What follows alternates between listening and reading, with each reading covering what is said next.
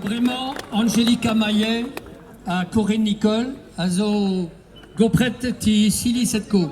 Angelica Maillet et Corinne Nicole, salariés de Tilly Setco.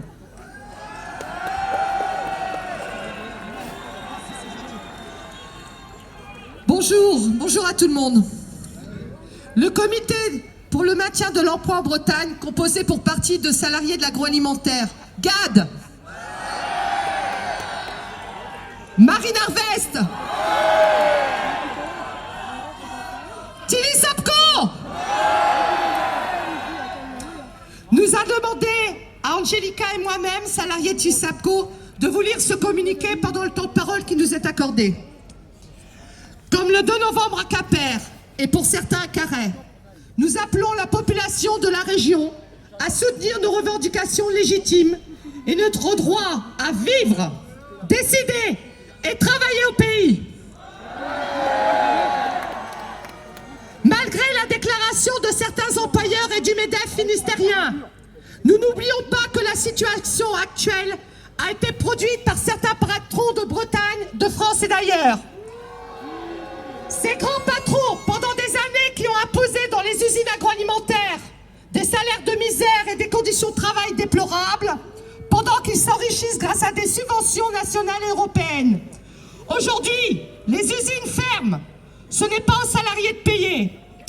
Tout cela a été rendu possible grâce aux décisions des États et de l'Union européenne, grâce à la complicité des gouvernements successifs, de droite comme de gauche, qui ont détruit les acquis sociaux, les services publics, les garanties collectives des salariés au nom du libéralisme économique.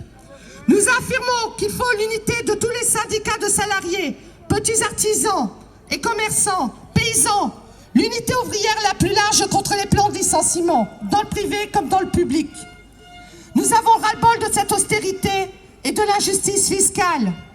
Les hausses prévues de la TVA frapperont surtout les plus modestes et les plus démunis, au même titre que l'écotaxe, dont la mise en application impacterait le prix de vente des denrées alimentaires. Non au licenciement. Je laisse la parole maintenant à Angelica, qui va vous parler plus particulièrement de la société Tilly Sapco. Merci. Bonjour les bonnets rouges. Bon, maintenant on va parler un petit peu de l'entreprise Tilly Sapco. Donc l'entreprise Tilly Sapco, c'est 350 salariés, 200 éleveurs, mais 1000 emplois directs aujourd'hui menacés.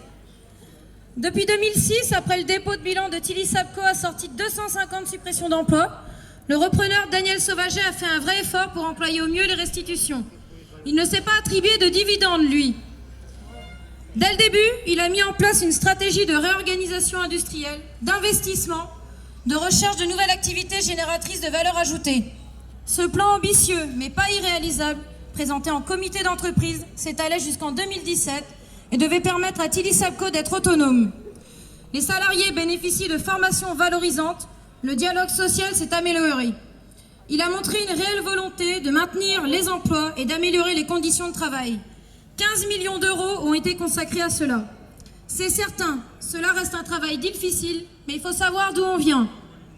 Les organisations syndicales et les salariés ont participé à cet effort. Et ils se félicitaient de cet engagement, puisque c'est ce qu'ils demandaient depuis le départ. Mais voilà, tout est remis en question, voire menacé de disparaître. Au-delà de la suppression de l'élevage hors sol prôné par certains, il y a la réalité de milliers de personnes travaillant dans la filière aux emplois menacés à prendre en compte de manière prioritaire. Pour les salariés de Tilly Sapco, la lutte continue. Ils veulent garder tous les emplois à Gare-l'Esquin. Une citation de Bertolt Brecht pour terminer. Celui qui lutte n'est pas sûr de gagner, mais celui qui lutte ne lutte pas